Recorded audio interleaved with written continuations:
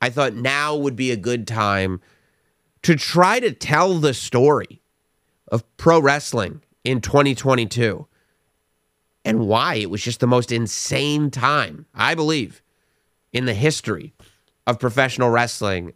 Certainly the most unpredictable in a very real way. And it starts with day one. It starts with the first day of 2022. Roman Reigns versus Brock Lesnar is the advertised main event for a new WWE pay-per-view called Day One, which is going to take place on New Year's Day.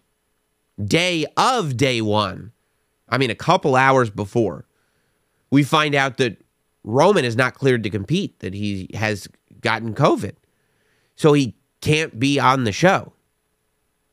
So where does that leave Roman versus Brock Lesnar for the Universal title? Well, the WWE Championship match becomes a fatal four-way.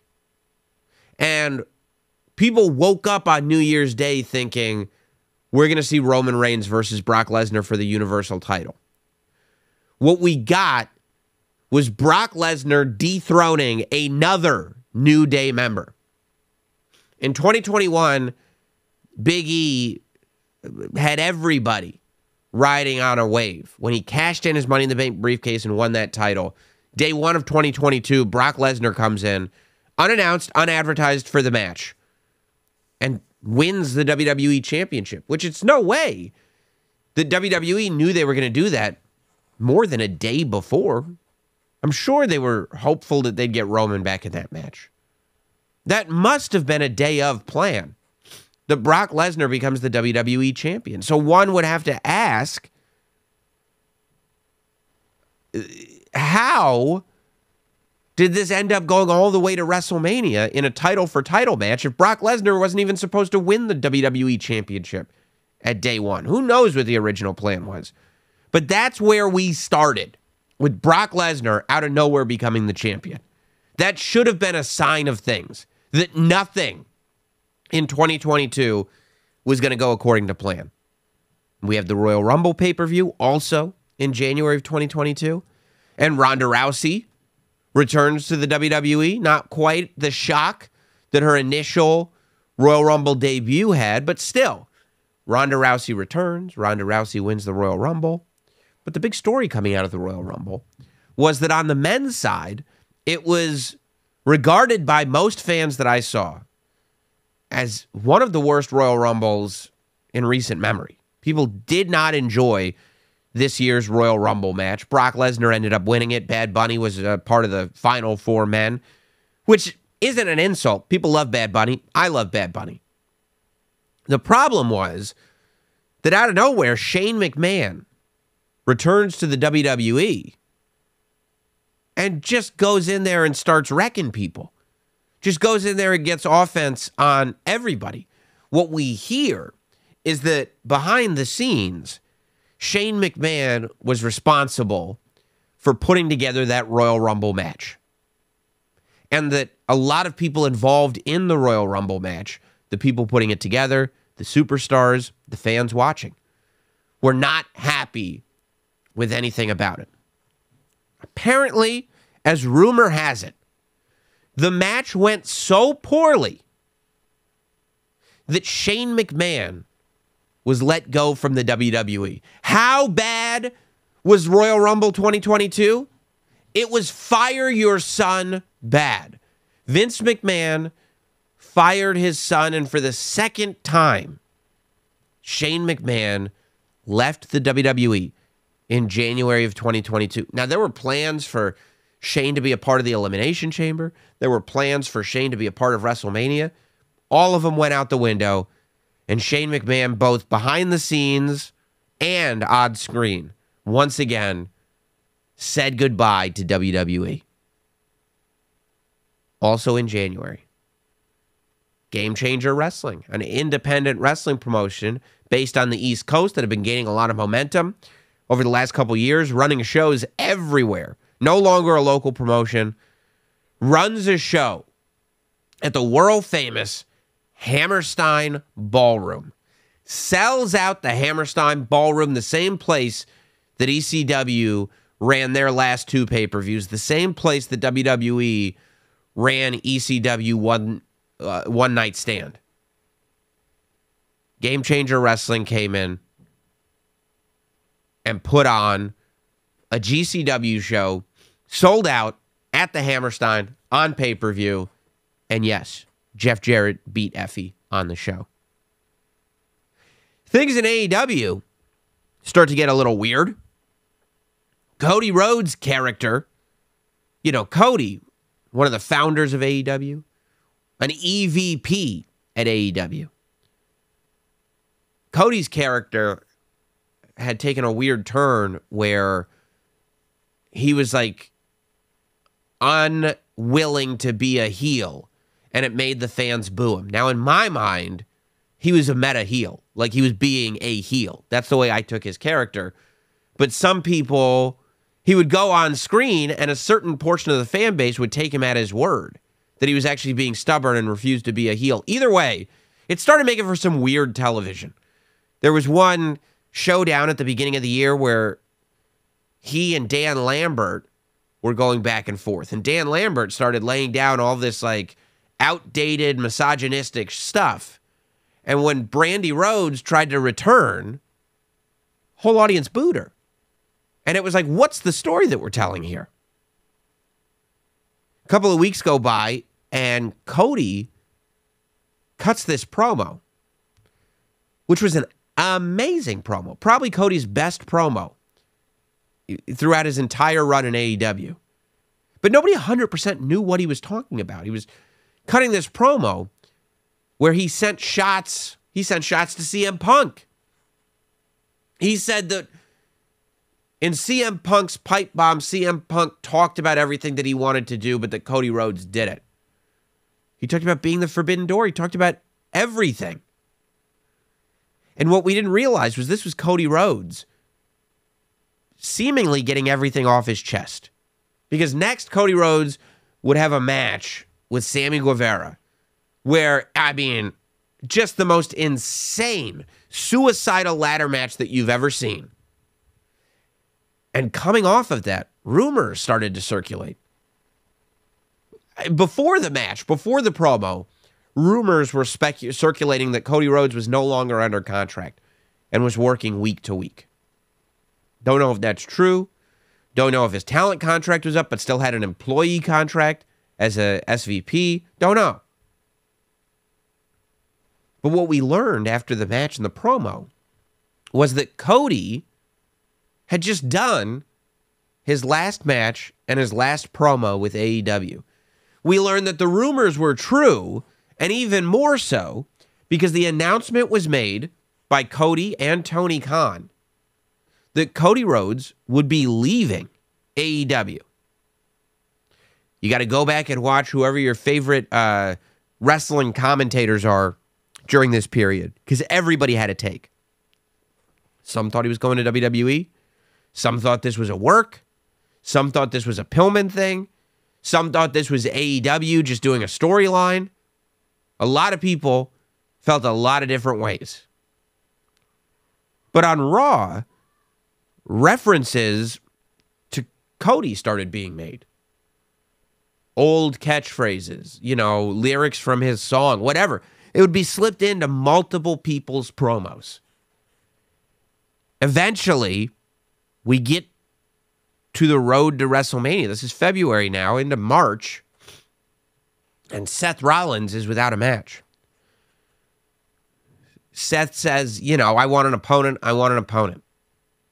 And as the weeks approach WrestleMania, in the last 4 or 5 weeks, rumors go crazy every week. This is going to be the Raw that Cody shows up at. Wrestling fans keep tuning into Raw because they're convinced Cody is going to show up to this one. Jacksonville. Raw's in Jacksonville. It would be too poetic. But Cody never shows up to Raw.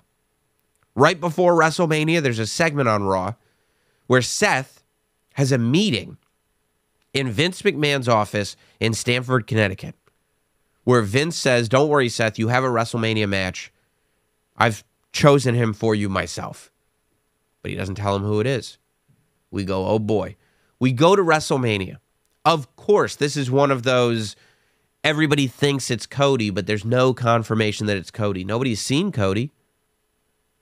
He hasn't said a word to anybody. Even the dirt sheets can't say for sure that it's Cody, but everybody thinks it's Cody. Some people think that there's going to be a swerve ski. There are people theorizing that maybe Shane McMahon will come out first and then Cody will come out second. Everybody's got a different idea. But what happens, I think, is the best thing that could have happened, and probably the most unthinkable, is that Seth is standing in the ring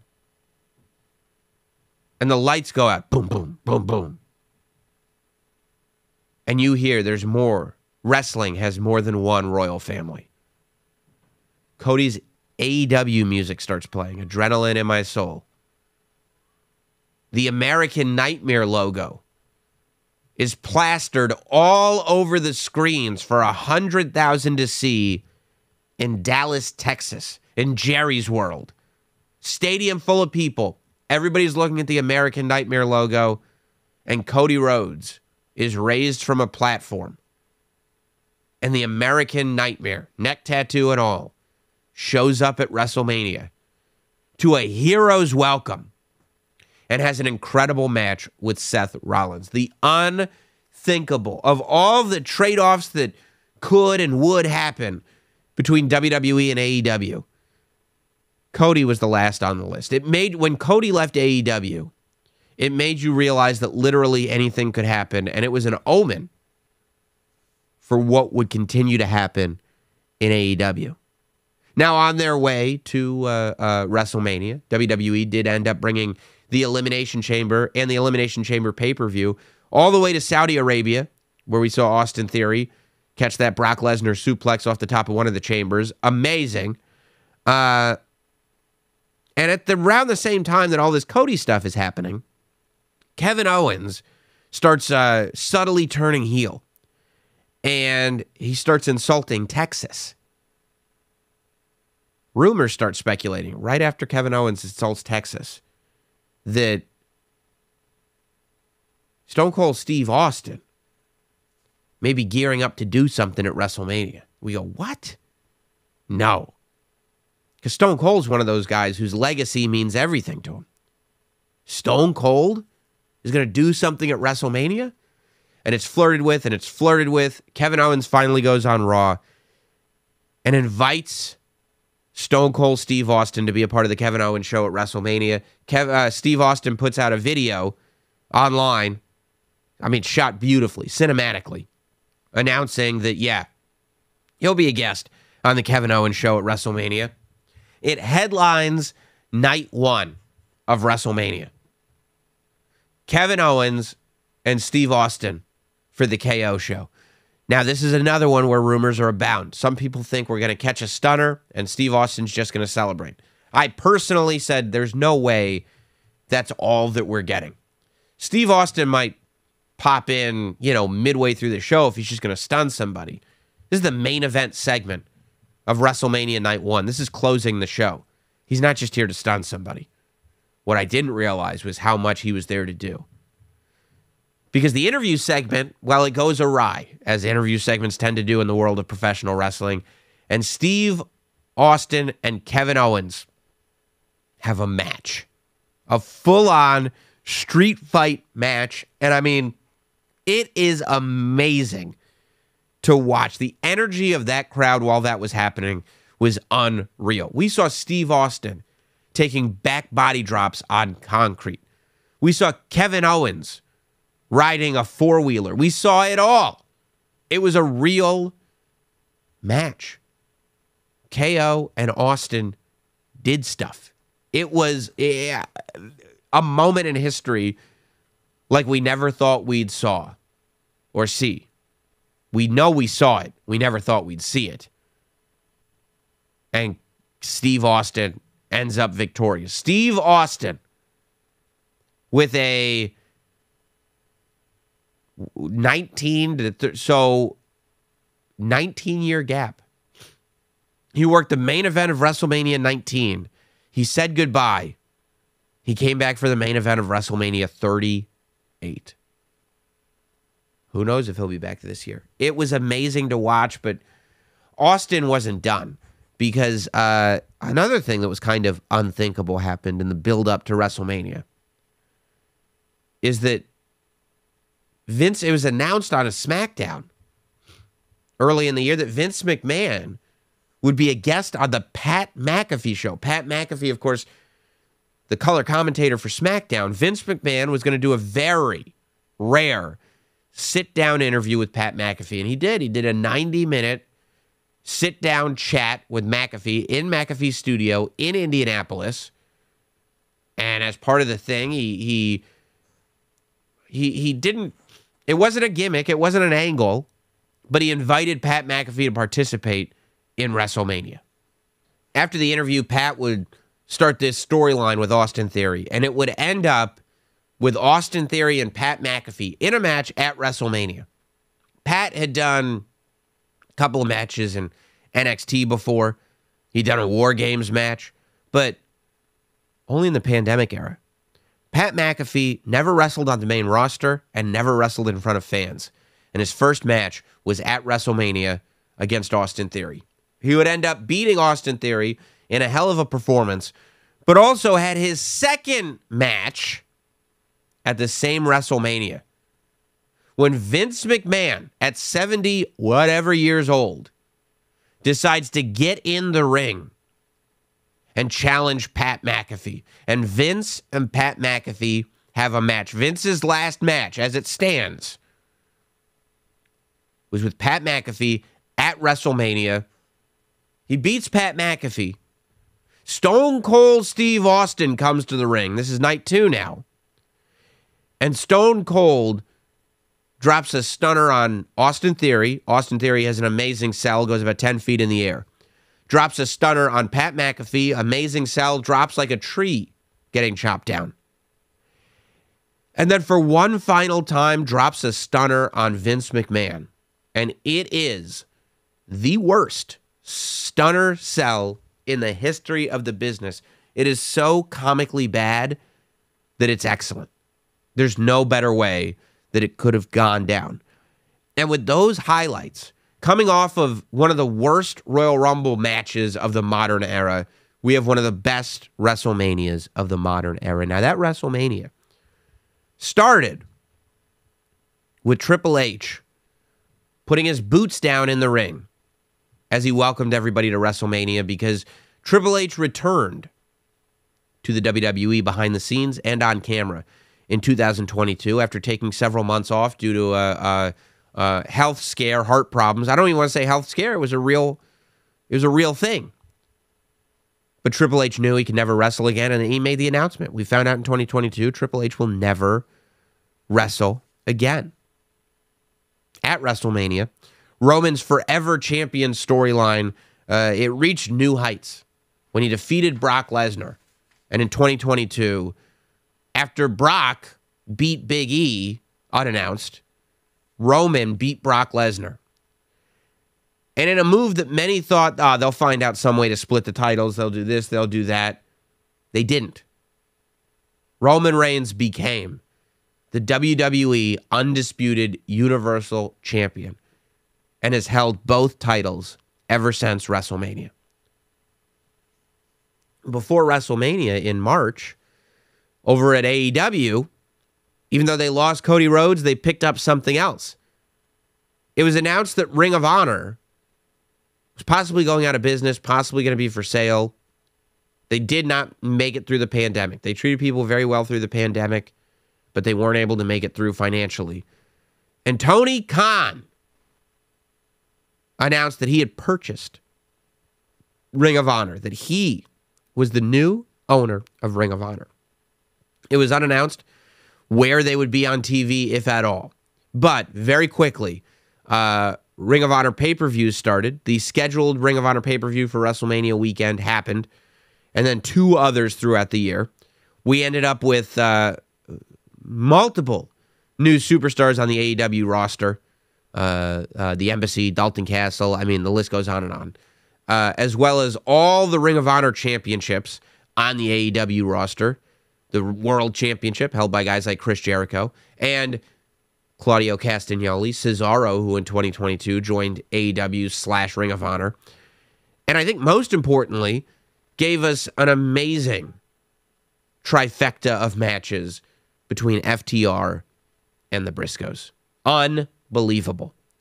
Also in March, certainly the scariest thing in the wrestling world, I believe, that happened in March was that after a botch on SmackDown, Big E broke his neck. The former WWE champion broke his neck. It was a lot of people very scared for him. Still thinking about him all the time. He did not lose any mobility, but since March 11th has been in a recovery, trying to get better, heal up, and it's unknown whether, if or when, he'll be able to make a return.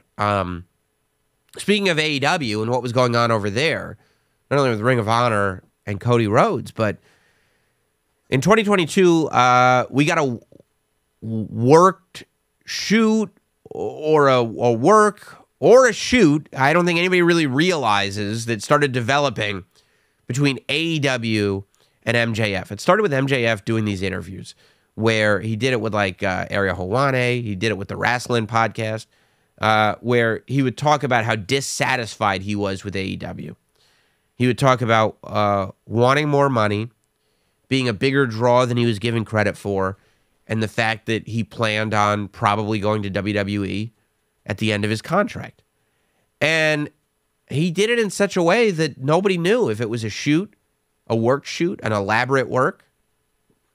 Who knows? They just went along for the ride. Now, I think a lot of people were thinking, okay, this is leading to something until Double or Nothing happened, I believe. Yes, Double or Nothing. MJF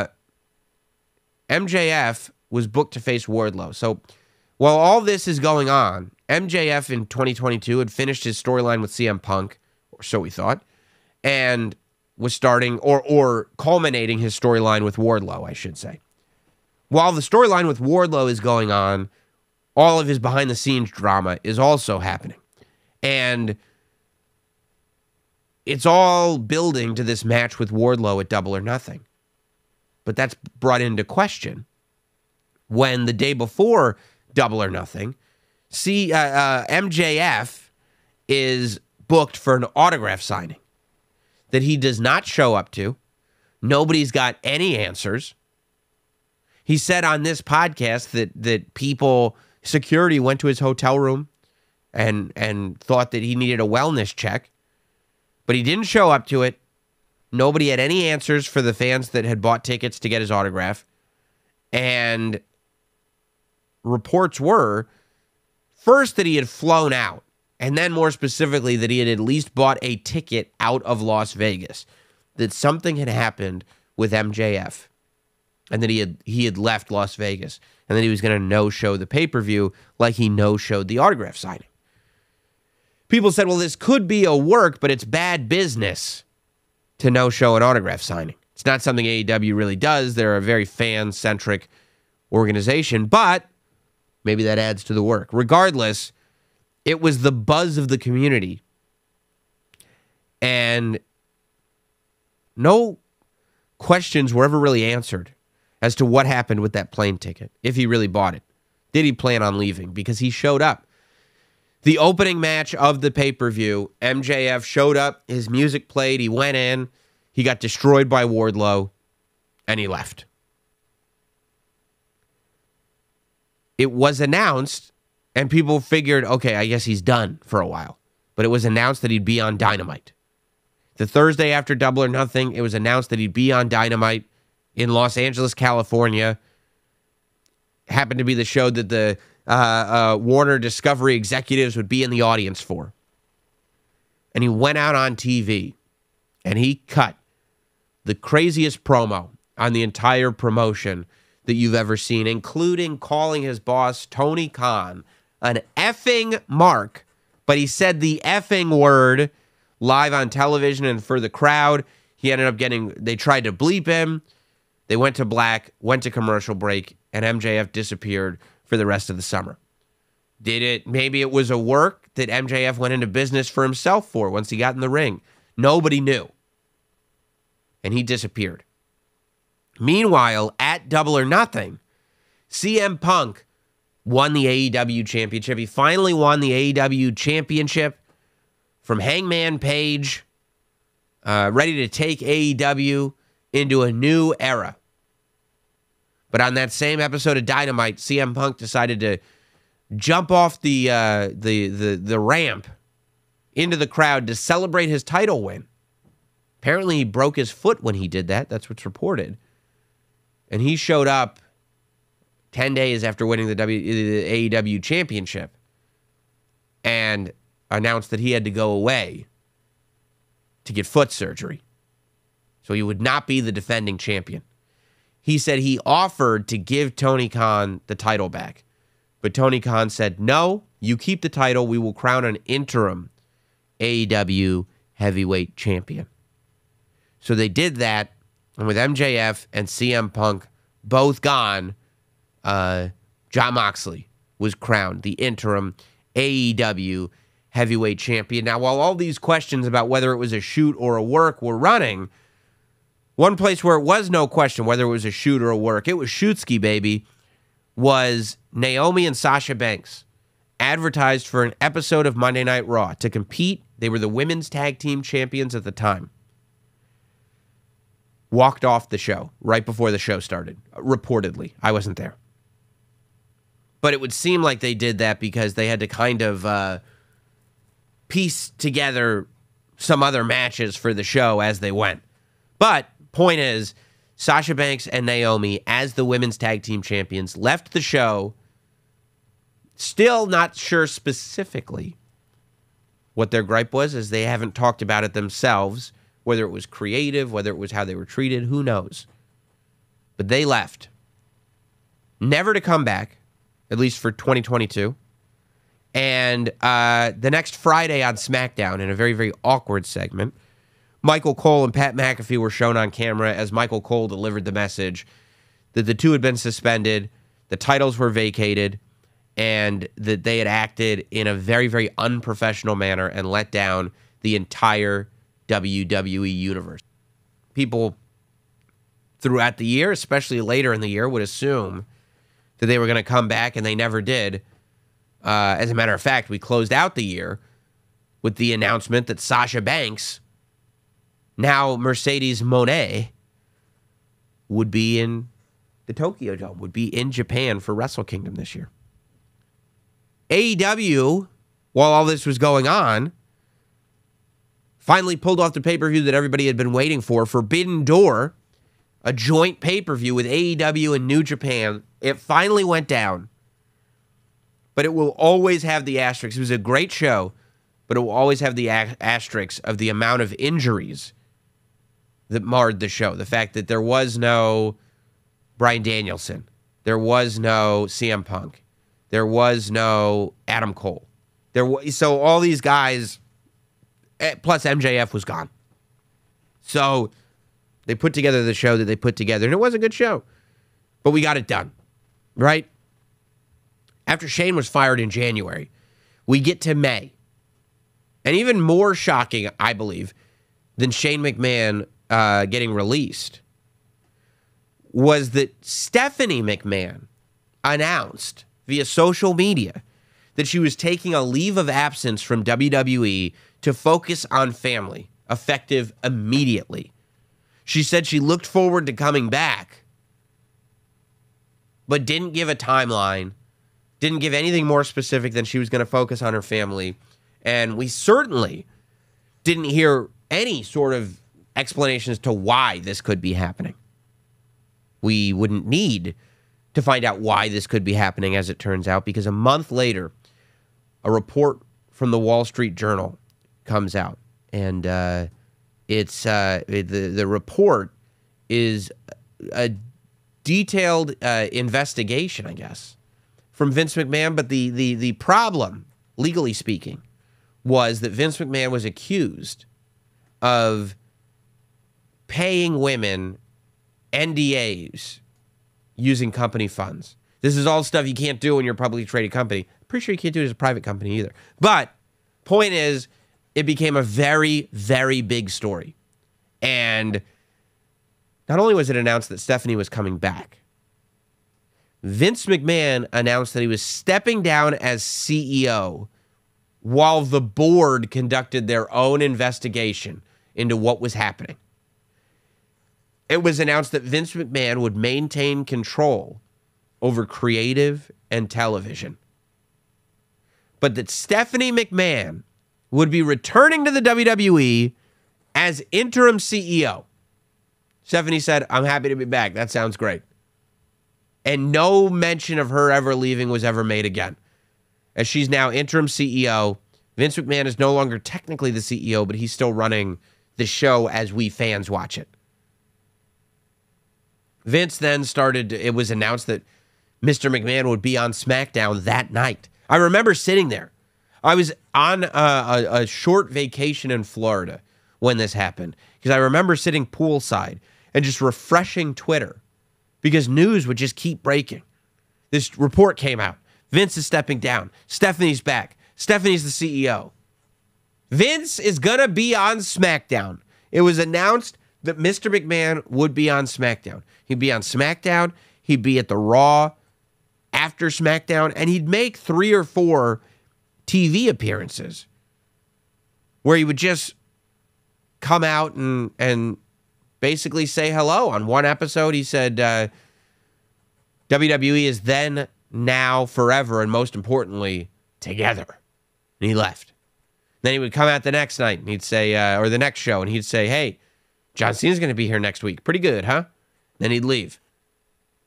Just to let people know. I guess he wasn't afraid to show his face.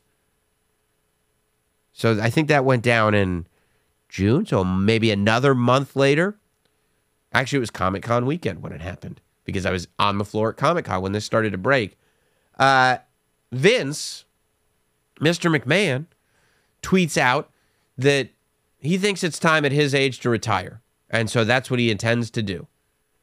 And he announces, effective immediately, he is retiring from the WWE. He is no longer going to be a part of day-to-day or year-to-year. He's still going to be a member of the board, but he doesn't work for WWE anymore. People think, oh, okay, this has got to be a ruse. This has got to be, okay, maybe a name, but he'll still be pulling the strings. No. Vince McMahon does the unthinkable and is gone from WWE. In the same year, Shane McMahon, Stephanie McMahon, and Vince McMahon were all gone from WWE, except Stephanie came back. Wild. It's announced that Triple H is going to take over as full head of creative and talent. So he's going to be talent relations and head of creative and do the shows. He's going to be in charge of the television shows. And that WWE President Nick Khan and interim CEO Stephanie McMahon are going to step up and be co-CEOs of the WWE. And that's the position that we're left in today, with Triple H in charge of creative, Shawn Michaels as the head of developmental, and Nick Khan and Stephanie as the co-CEOs. Unthinkable. Before that, Cody and Seth would come off of WrestleMania and have 2 more pay-per-view matches. It would be an incredible trilogy of matches, so good that even though Seth lost all 3, he would come out far stronger and even turn babyface after them because people loved them so much. But what really stopped people in their tracks was in June at Hell in a Cell. It was reported before the pay-per-view that Cody Rhodes had torn his pec. And people didn't know, is he going to wrestle? Is he not going to wrestle? Not only did he show up to wrestle, apparently he tore his pec and then he made it worse in training. Or maybe he had a partial tear and then did a full tear. But he shows up for the match. Seth comes out in his Dusty Rhodes polka dots to enter the Hell in a Cell.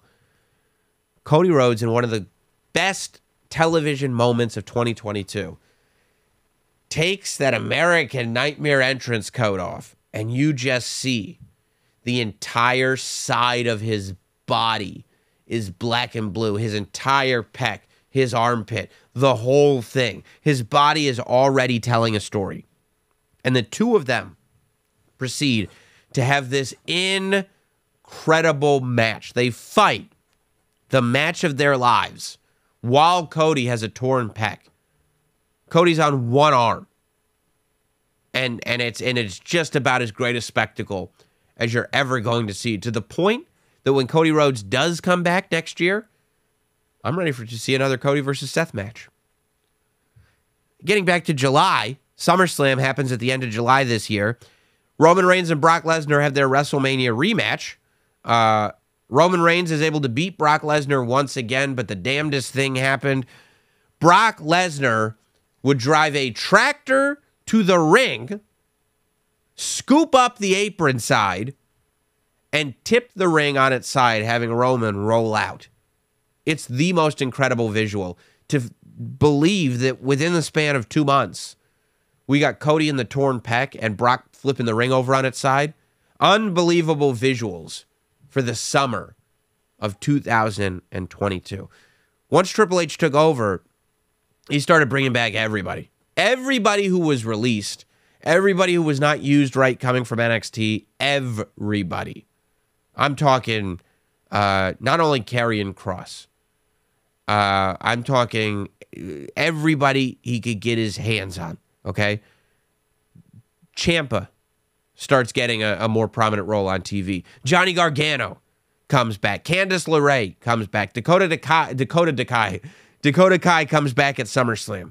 We see Dexter Lumis. We see Hit Row. Bronson Reed just came back. William Regal, it's been announced, is returning to the WWE. Everybody who was a victim of releases all came back, assuming they came from NXT, including Bray Wyatt. Bray Wyatt returned to the WWE, and we'll get there in a second, because in August, CM Punk would return to AEW, ready to get his title back. Now, they decided to do this in a really weird way.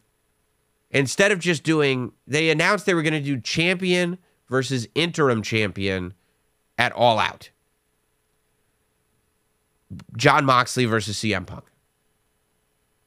They decided to have the match 2 weeks before All Out. Jon Moxley beat CM Punk in 3 minutes. Jon Moxley's the AEW champion, undisputed.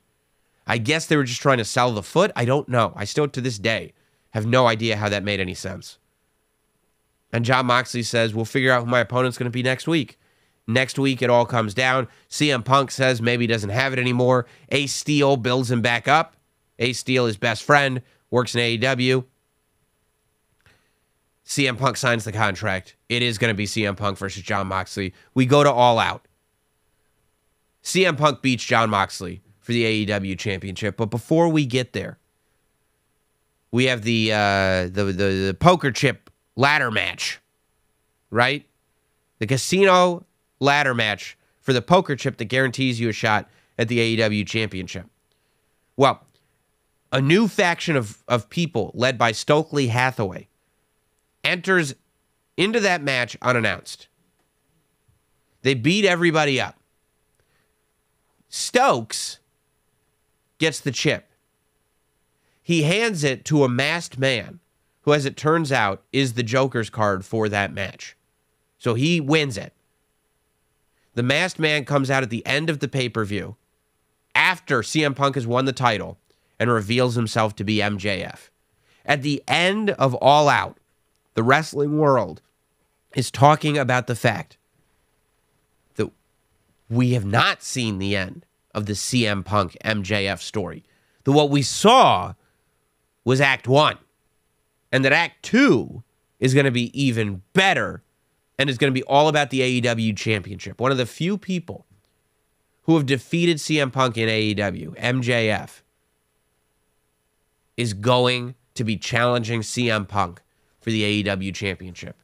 Or so we thought, because all of that goodwill and all of that buzz about an angle that had been created, which is what you want, lasted about 25 minutes until the all-out media scrum, where CM Punk saw a journalist who he thought was friends with Colt Cabana. The journalist said, I actually am not friends with Colt Cabana.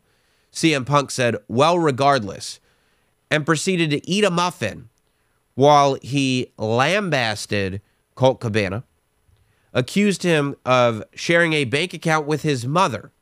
He lambasts AEW.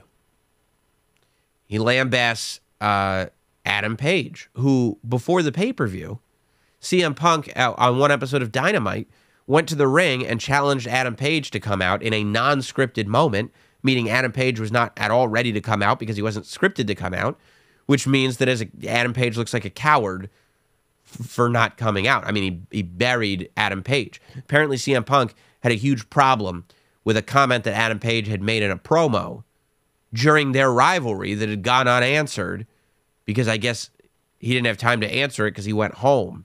And while he was at home, he must have just been festering.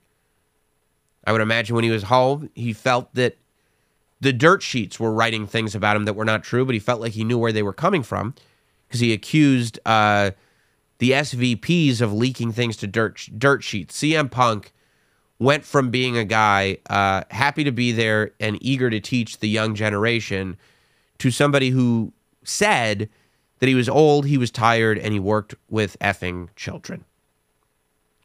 He referred to the Young Bucks as SVPs that couldn't manage a target. And he did all this in front of Tony Khan. And he steamrolled Tony Khan when Tony Khan would try to step in and say things or whatever. It was a terrible look for the company. It was a horrible look for CM Punk. It was not a great look for Tony Khan. And it shot a complete bullet in the foot of anything that they were going to do with an MJF angle. Because nobody cared about the MJF angle after that. They cared about the real-life heat between CM Punk and the Elite, which would spill out in what is now affectionately known as Brawl Out, which apparently was a huge physical altercation that somehow involved CM Punk's dog Larry, involved chairs being thrown, Kenny Omega being bitten by Ace Steel, apparently. He did have a bite mark in his forearm. And it involved AEW having to suspend everybody involved. That include not only Ace Steel and some other people on staff, but it included CM Punk, Kenny Omega, and the Young Bucks. CM Punk, who had just won the world title, Kenny Omega, who had just won the trios title. At AEW, they go on TV the next Thursday, or Wednesday, and they say they don't explain what happened. But Tony Khan just shows up on screen, looking a little nervous, God bless him, and says that the world title and the trios titles are vacated and that they're going to crown a new trios champion that night, and they're going to have a tournament for a new AEW champion that starts that night. Death Triangle ends up winning the trios title. Jon Moxley ends up winning the world title. The Elite ends up coming back. CM Punk does not. It was AEW's most talked about show, though. The media scrum. Mox and MJF would step up, though, in the meantime, in the downtime, I think. Especially in that first promo back. And after Mox won the title, he would start a rivalry with MJF, as MJF planned on cashing in the chip on him now, which would involve William Regal, which would start with a great promo that was centered around MJF and the relationship that he had with William Regal when he went for a WWE tryout, but ended with William Regal turning on Jon Moxley at the pay-per-view. Then MJF turning on Regal 3 days later. Then Bryan Danielson forgiving Regal. Then Regal saying, I only did it because I wanted the best for them. Now I'm going to WWE and leaving AEW. Really, really weird the way the whole thing turned out. WWE. Oh, speaking of vacated titles too. There were reports of beef between Thunder Rosa and various members of the AEW women's roster that would begin to bubble up, and accusations of sandbagging were made against Thunder Rosa. Thunder would leave AEW with a back injury, and Toni Storm would become the interim AEW champion until Jamie Hayter would defeat her, and it was announced that she was Not the interim women's champion, but just the straight-up women's champion. And we have not yet heard from Thunder Rosa on the matter. And while we're talking about AEW backstage altercations, Andrade, in what may have been an attempt to try to get fired, I guess had a problem with Sammy Guevara, who Eddie Kingston also had a problem with. And they spoke about it publicly. But the Sammy Guevara Andrade altercation ended up getting physical, and Andrade ended up getting thrown out of the building, and I don't believe has been back on AEW since. WWE had their first big premium live event in the UK in 2022 since SummerSlam 1992. They've done, UK-only pay-per-views over there, but it's the first time that they've done one for the global audience since SummerSlam 92. Probably the biggest thing to come out of that was not Drew McIntyre singing, but Solo Sikoa shows up on the main roster and joins the Bloodline. Big moment for the Bloodline. After debuting at WrestleMania in a tag team match with The Miz against Rey and Dominic, and then having a singles match with The Miz at SummerSlam, it's announced that at Crown Jewel, Logan Paul is going to get the world title match against Roman Reigns. Now, a lot of people, and this leads to a lot of furrowed eyebrows, a lot of people are really not sure about this at all. But once the match happens, man, it's a classic. I think Logan Paul made a lot of new fans. It was his Bad Bunny moment. Bad Bunny got it pretty much the first time he was in the ring. People recognized that Logan Paul was a great athlete, but the Roman match is what really made Logan Paul. The match had everything. Ton of great spots. Logan Paul using the selfie to do the frog splash from the top rope down to the outside and the table. Jake Paul coming out and getting involved. The vloggers getting beat up by the Usos. It was just such a wild ride. And watching Roman's face throughout the match tell the story. It's probably on my short list of my favorite matches of the year, to tell you the truth. While we're talking about returns, we mentioned Bray Wyatt return, but it wasn't just any return. Bray Wyatt became the hottest thing in wrestling for a little while due to the White Rabbit vignettes that started mysteriously airing. These White Rabbit vignettes started airing, and nothing would be known about them, but they'd all have these QR codes, and some had phone numbers that you would scan the QR code, and that's how you would get the code. That's how you would get a clue.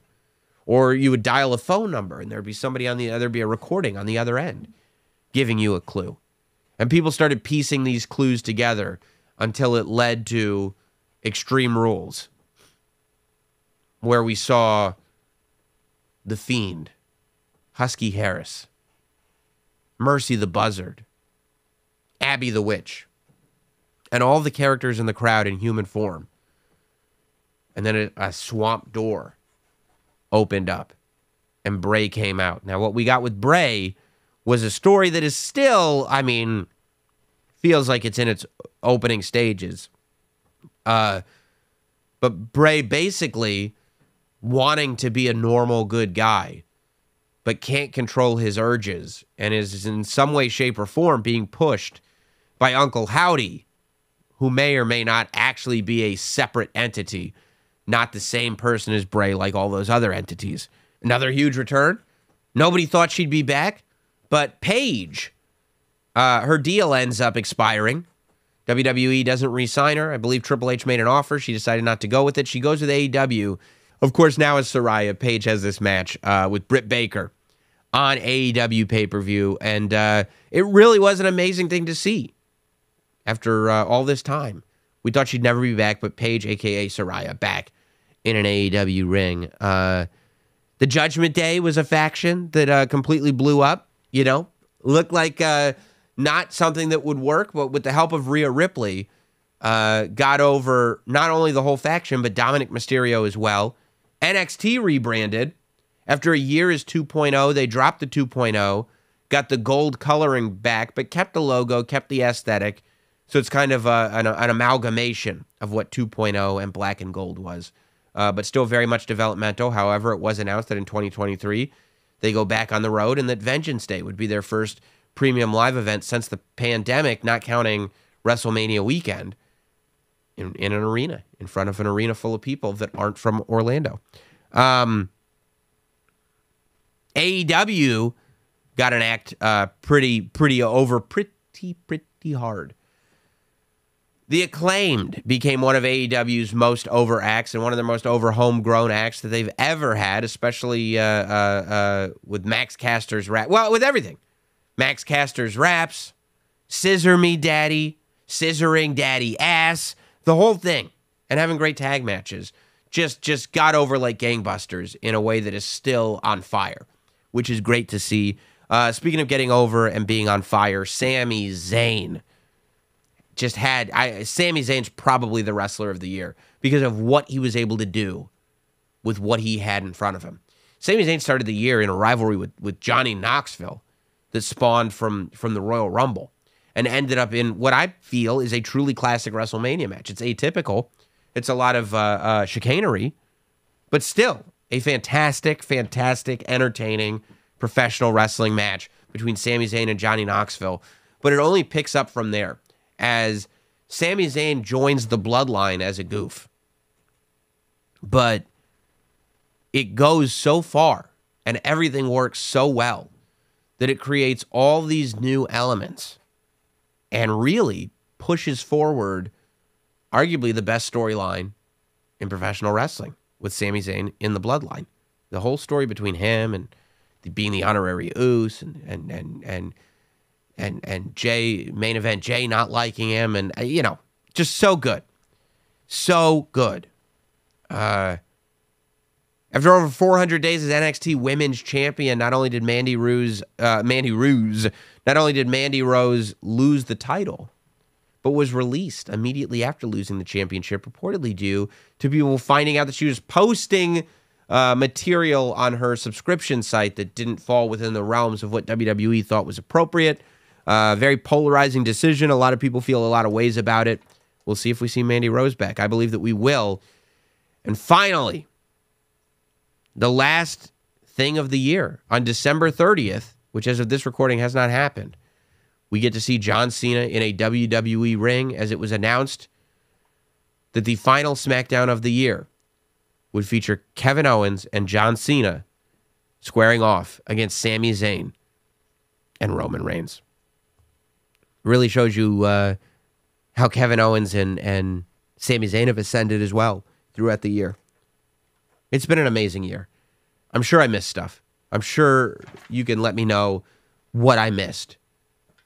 But that was the story of 2022. We fit it all in 1 year.